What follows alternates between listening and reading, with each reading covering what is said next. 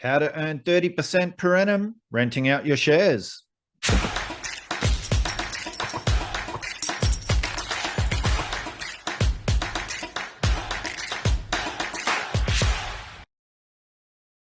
So how to earn 30% per annum renting stocks, or as we like to call them in Australia, shares. So whether you call them shares or stocks, how to earn 30% per annum renting out the stocks that you own. So I did this video a little while ago, Become Your Own Central Bank, where I shared how Warren Buffett rents out his shares for passive income. And I'll put a link in the description below. I highly recommend you guys watch this whole video. If you really want to understand how to rent out your shares, we rent out our shares and we get about 24% return renting out the shares, plus we get about 5 or 6% in dividends a year. So we get about a 30% return. Passive income. But what I want to do now is just cut to a clip from this video. I'm not going to play the whole video. I'm just going to cut to a certain part of the video. And the reason why is because in our Finance Uncut Insiders report, you're going to get the stocks that we own, that we rent out to receive these type of returns. So if you're interested in renting stocks, selling options, trading covered calls for passive income, for cash flow, then stay tuned. So far in this video, we've looked at how Warren Buffett predominantly uses naked puts to generate cash flow or passive income or profits that he uses to reinvest into buying more stock or building up his cash position. However, I don't want to focus too much on that. It's probably a little bit more sophisticated than the covered call option strategy. And that's simply because you need to have the skills to be able to value stocks. One of the risks is if you sell a naked put on a stock and it does go to zero and you've offered to buy it at $35, well, guess what? You've got to buy it at $35, even though that stock has now gone to zero. Very rarely does that happen, but you do need a little bit of sophistication, a little bit of experience to do that. But a lot of you will own shares, especially blue chip shares, in maybe your self-managed super fund or outside, just in a general portfolio. In Australia, maybe you've got the banks, BHP, Rio Tinto, Telstra, a lot of the blue chip stocks, and you might be getting a 3, 4, or 5 or 6% dividend yield depending on which stock that you own. Now, a covered call can generate even more profit, even more passive income, even more cash flow than just the dividend. And since you've already owned the stock, well, this is a strategy that you can do. So a covered call option is a two-part trade. First, you buy the shares and you sell a call option. A call option is a financial contract between two parties, the buyer and the seller. Every option contract has both a taker, or the buyer, and predominantly everyone, most mums and dads or small traders are buyers because they see the upside potential. However, you need to look at what the potential to profit is. So they look at the profit potential, not the potential to profit. And I'll speak a little bit more about that at the end. And a rider, or the seller. As an option seller, you can generate monthly income. What is a call option? An option is a contract which gives the buyer the right, but not the obligation, to buy shares at a specified price on or before a specified date. The seller, or the rider, is obliged to sell the shares at the agreed price and date. How do you earn income? Well, first you buy the shares which you own and write a contract to sell those shares at a certain price by a certain date. And the buyer, or the taker, pays you a premium for the contract. So let's say that you bought 5,000 shares of Qantas at $1.14 per share. Now, this is going back 2014 when this was the case. Qantas is now around that $5 mark, keeps going a bit above and a bit below. But let's say you bought 5,000 shares of Qantas at $1.14 per share, and you sell 50 call options at a strike price of $1.15. So we'd call this at the money, because you bought it at $1.14, you've agreed to sell it at $1.15. So there's a thing called at the money, out of the money, and in the money. I used to sell a lot of at the money or even in the money for big premiums. Nowadays, I buy value stocks and I write out of the money call options and generate both premium, but also a lot of capital gain. Now, the contract expires in less than a month. So I always do short-term options. When I'm selling options, I want the time period to be as short as possible, because that gives the buyer of the option less time to be right. If I'm selling longer term options, I'm giving the buyer a more chance to be right, especially when it comes to calls. Puts, that's another story. Now, you earn 6 cents a share, which is $234, or a 4.11% return. 50,000 shares, and you earn $2,340. So what does this mean to you? By selling the call option and getting paid for it, you're obliged to sell the 5,000 Qantas shares at the strike price of $1.15 to the buyer any time between now and the date of expiry, if you're called away by the buyer. So sometimes it can go above the strike price for a short period of time. However, you're not called away by the buyer, and then the price of the share falls back below that strike price. But you also got to take into account the strike price plus the premium paid by the buyer before the buyer of the option is profitable. So you get to keep you get your investment back and keep the premium, or you keep the shares and keep the premium, either or. So there's two possible outcomes with covered calls. If Qantas is below the strike price of $1.15, the option expires worthless and you keep the shares and the premium. And then guess what? The following month, you write another covered call. If Qantas is above the strike price of $1.15, you sell your shares at $1.15, make a small profit, and keep the premium. So what does this all mean? If you buy or own shares, you can write call options each month and earn income. These are called buy rights. Shares generate income. And can I tell you, this is my bread and butter trade.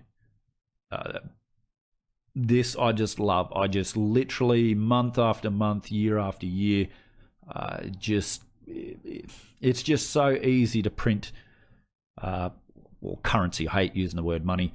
Currency, which I then use to buy more shares or more gold and silver. Buying shares and writing seller calls outperforms owning shares alone. So you can see here, buy right strategy, a growth of a $10,000 initial investment. So if you were to use the buy right strategy, you outperform because you're generating more income, reinvesting that to buy more stock. Following month, writing another cover call, probably getting a little bit more premium because now you've got more shares, so you can write some more contracts, and then so forth and so forth and so forth. So here's an example of a trading plan of $100,000. Now, this is an old trading plan, so you can see this is an old presentation that I've done. Probably should update it, but anyway. So we've got, what do we got there? We've got DJs, Fortescue Metals, Fairfax, Newcrest Mining, and Qantas. And you can see the number of shares that I own, the option contract. So there's 100 shares to one option contract. There's the share price. That's what it costs me. Then the equity or the brokerage, the strike price, the premium that I received. So you can see the difference between the share price and the strike price. So some are at the money, some are out of the money, and none are in the money. The brokerage, and then you can see the net profit not exercised, and you can see the return there. So 2.67%, 3.15, 4.62, 4.9, 3.3. And then you can see exercised. So if I was exercised plus a brokerage. So if you look right down the bottom, so a total portfolio of $100,000 or just over, I made $3,702.50, which is a 3.7% return. If I was exercised, that would be a $4,417 profit or a 4.41% return. So you can see how easy it is if you have a portfolio of blue chip stocks where you can sell options or sell calls to generate cash flow. Now, this is the example of the $100,000 trading before on the last slide. So $100,000 or just over $100,000, say 30 days, not exercised, got a 3.7% for the month or $3,700. If I was exercised, well, you make a little bit more money. So you can see that there.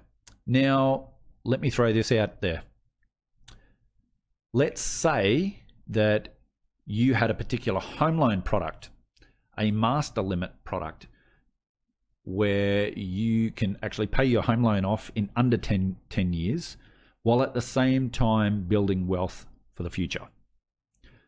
And I'll do a video after this explaining this master limit product. There's only a couple of banks in Australia that offer this particular product.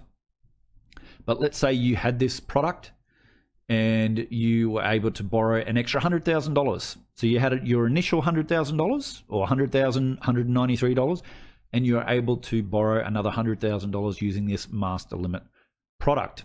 It's a home loan product. Now, the interest rate on the investment portion of that master limit product is 3.49%. Now, that product is not a margin product. So if the stock does fall, you do not get a margin call on this. And that's the other benefit of a master limit product on your home loan. So the interest rate is 3.49%. So the interest is $290.83 per month. Now we got those returns, 3.7 and 4.4. However, now because of that extra leverage, by not being exercised, you've generated just over $7,400 for the month. If you were exercised, you've generated over $8,800 for the month. Now, when you take out your interest that you just paid for the month, your net profit is just over $7,100 for the month, or just over $8,500 for the month. So you can see how powerful it is using a little bit of leverage, but using a smart product called the master limit product on your home loan, which actually what you do then is you take that income down the bottom there, that's $7,000 or $8,000, whichever happened for the month, and you pump that through your home loan to pay down your home loan, and then you basically debt recycle it through the investment side of it and buy more assets or buy more stock, write even more cover calls, make even more premium. So you can see it's very, very powerful. So on a $200,000 portfolio, you can actually see the type of monthly income that you can generate. So if you guys are interested in receiving the Finance Uncut Insiders report, where you'll get our portfolio, all of our research and analysis, why we're buying particular stocks, why we're selling particular stocks, why we like particular sectors over other sectors, you'll receive all of our trades, all of our option trades. Also, you'll receive all of our stocks that we own that we rent out, where we sell options, where we earn this passive income, this cash flow. So if you're interested in that, where you guys can follow along and learn how to rent out the stocks that you guys own for cash flow and passive income, then send us an email to the email address below on the screen. Now, there is a cost to it. It's $1 a day for this weekly report. So $365 a year for this weekly report. However, we are discounting that for our launch. We're offering a 30% discount. So it's going to be $255.50 US per annum for a weekly subscription to this report, where you'll get all of our portfolio, all the research and analysis, all of our trades, where you can start learning how to rent out the stocks that you guys own for passive income. So send us an email below if you're interested in that report. You will get what you just saw. As an example, you will have all the charts of all the stocks that we own, all the strike prices, all the expiry dates. You'll have all that information where you can follow along and learn how to do this yourself and rent out the stocks that you guys own for passive income. So what I want to do now is share with you guys a sneak peek of the Finance Uncut Insiders Report, which I've shared in a couple of previous videos. So many of you have probably watched this and already emailed us, and so you're probably going to tune out right now, and that is fine. I'll see you guys on another episode of Finance Uncut. But for those who haven't yet seen a sneak peek of the Finance Uncut Insiders Report and what you'll receive, then check this out. All right, so here we go. Finance Uncut Insiders. Here's the report. This is what it's going to look like. We go through our Austrian economic approach and why it's so important and why we recommend you guys learn more about it. How we use a combination of Buffett and Greenblatt's fundamental value analysis and why it works and why it's so good, and how we learnt from these gentlemen how to apply options to our portfolio. Then, as I just mentioned, we break our investment portfolio into 4 parts. And then coming to that now, I'm actually going to share with you guys some stocks that we own. So I'm going to give you a couple of free stocks. So if you don't subscribe to this newsletter service, well, I'm going to give you 2 stocks that we own. So the first one is Stanmore. So Stanmore is a coal stock. It's hard to go past Stanmore, who are acquiring Mitsu's 20% of the South Walker Creek and Poitrel coking coal mine in the Bowen Basin in Queensland, as well as other potential development projects subject to FIRB approval. That's Foreign Investment Review Board. Settlement is $380 million US, subject to adjustments. Stanmore recently purchased 80% of BHP's Mutsi, so they're taking it completely over, and have gained a further 10.5 million tonnes of coal production per annum from existing projects. If we go down a little bit more, so their saleable coal production, 2.8 million tonnes in the first half of 2022. That's up from 1.26 million tonnes in the second half of last year. So they've already doubled that in under a year. Higher realised prices and significant uplift in volumes following the SMC acquisition during the first half of 2022. Seen a record revenue and underlying EBITDA delivered in just the first half 2022 of $726 million. Operational performance led to operating cash flow of $563 million for the first half of 2022. Cash flow significantly improved liquidity, $546 million of cash as at June 30, 2022. So that gives basic earnings per share of 32.37 cents per share. Our buy price was 49 cents in August 2020. That equates to 1.5 times earnings, and we're expecting some pretty big dividend payouts based on our buy price. Now, you can see currently when I added this chart to the newsletter, which was the other day, its shares were trading at $2.21. We currently have that as a hold. We aren't accumulating this stock. Now, we still think this stock has more upside based on a number of factors, based on their current earnings performance. So yeah, but we will, before we start trimming our position on this and taking profits, we want to enjoy some of the big dividends coming our way. So the next stock that I'm going to share with you guys is one that I have recently been talking about. It's a drilling company. DDH1, DDH is the ticker code. It announced an on-market share buyback program on the 1st of July. The proposed number of shares to be acquired over a 12-month period is just over 34 million shares, or 8% of its current capital. Added 15 quality rigs to end of the year with 183 rigs. A further 11 are on order or under build, making it a top 5 largest drill companies globally. or in terms of fleet, the number of rigs.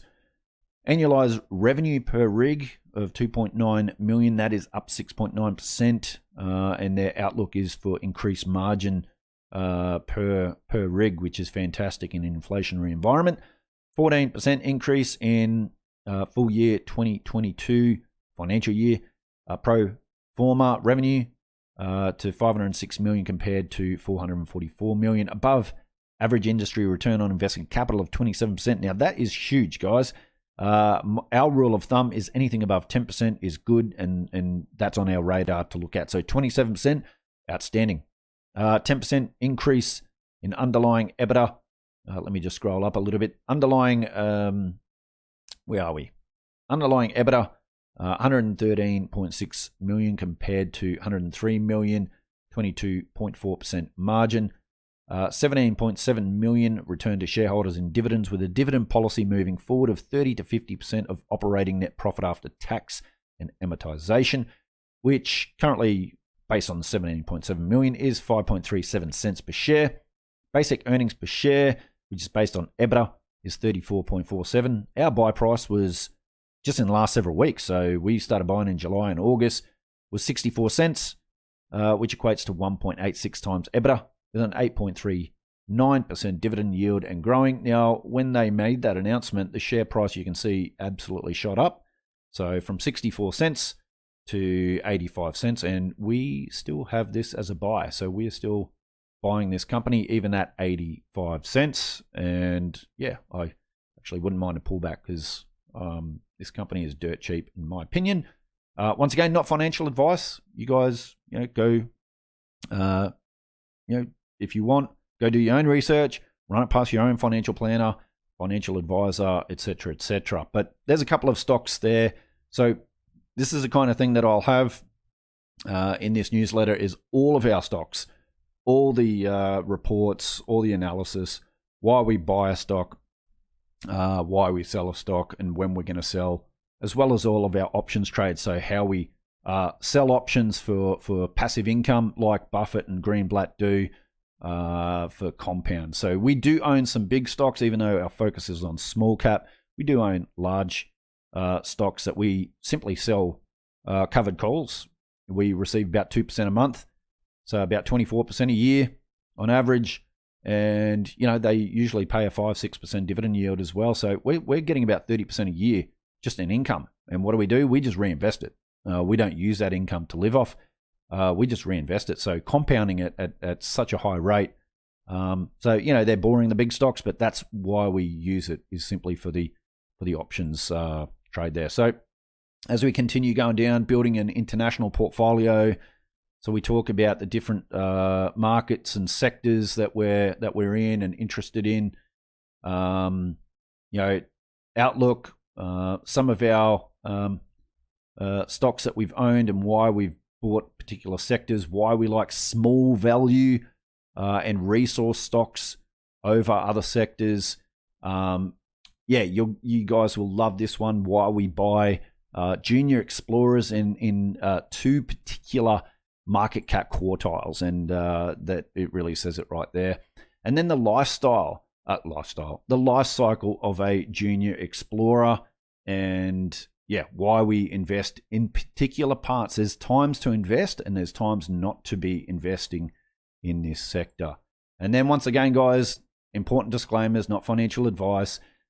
We do not accept any liability. This is not a recommendation to buy or to do anything. It's just for entertainment and education purposes only. So there you go. That's the newsletter. I still have to add the rest of our portfolio in there and all the analysis, but this gives you an example of what it is going to look like. So it's going to be a weekly newsletter. For those of you who are interested, now it's not free. It is going to cost $1 a day. So if you can afford $1 a day, that's $365 US per annum. This gives you an annual subscription, a weekly newsletter for an annual subscription. But at the moment, we are going to give, as we launch it, we're going to give 30% off. So it's going to be $255.50 for those of you that do sign up now. if you are interested in it, send me an email. Here's the email address on the screen now. So send me an email. I'll put the email address also in the description of the video, not in the comments. If anyone tries to message you guys that's pretending to be me in the comments, ignore it. I will not tell you to go to some silly app, WhatsApp or whatever. Just check the description of the video. This email address will be down there, and it's the same one as on the screen. So if you're interested in getting this newsletter, send me an email. Let me know what country you're in, and I will give you some payment options, and we'll have this fully decked out with all of our portfolio by next week, and you guys will start to enjoy everything that we do. You'll see everything. So our wins, our losses, you'll see everything. So anyway, guys, if you like this video, please do us a favor and hit that like button. Really do appreciate it. Love to see your thoughts and opinions in the comments below. Take care, everyone, and I'll see you all again on another episode of Finance Uncut. And just a reminder, the information provided in this video is for education and entertainment purposes only. Nothing on this channel constitutes as financial advice. The information in this presentation is no substitute for financial advice, and all investors should seek advice from a licensed financial advisor having regard to your own objectives, financial situation, and needs.